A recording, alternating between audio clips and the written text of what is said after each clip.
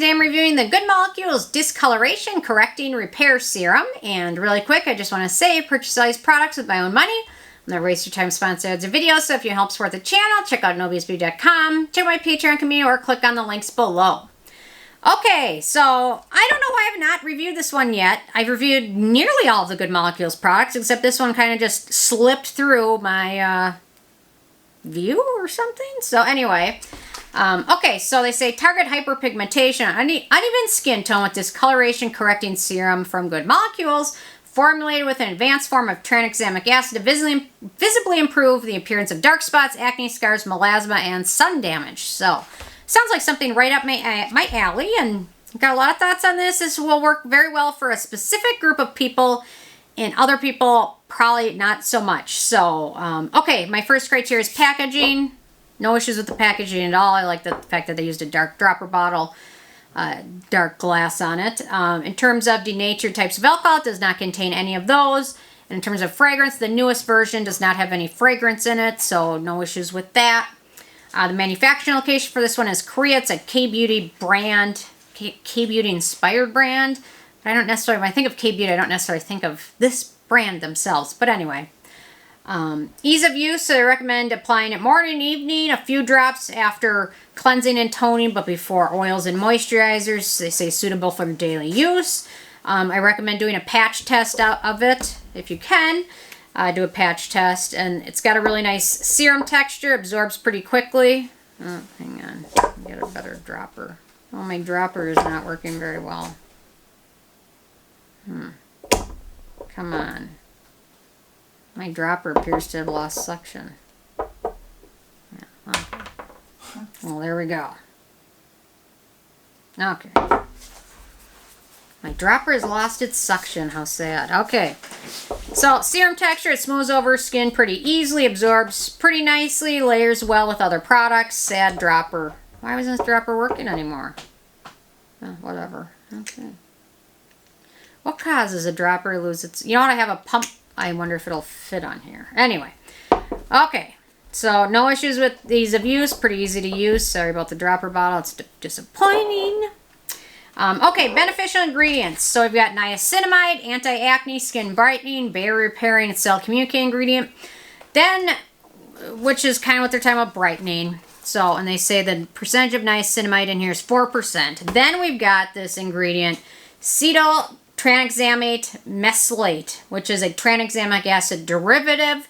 There's not a lot of studies on it. I did find one study. It looks like it's done from the manufacturer. That study used 2% of this, and they state in this study, a topical serum containing Cetyl Tranexamate Mesylate was well tolerated and successfully improved the overall facial skin tone as well as the appearance of dark spots and redness. So there's really not much else on this ingredient other than that one study, which is done from the manufacturer. So I guess we just take their word on it. I don't see this ingredient used in a lot of other products. I will see tranexamic acid. I just haven't seen this other specific ingredient in a lot. Just not yet. Maybe it'll become more popular. We'll see. Then we've got tamarind seed gum, which is a polysaccharide that moisturizes and smooths the skin.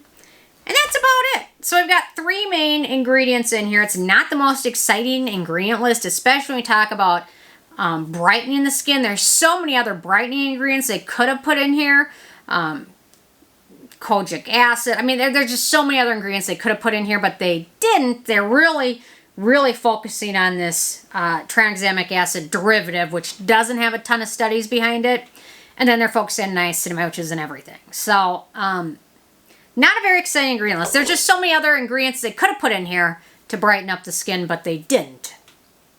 So it's kind of disappointing, but I guess you can really see what this tranexamic acid derivative is made out of because there's really no other ingredients, if you get a ton of brightening, to really accredit to other than the niacinamide, which is in everything. So, okay, in terms of animal testing, this product is vegan as well as cruelty-free.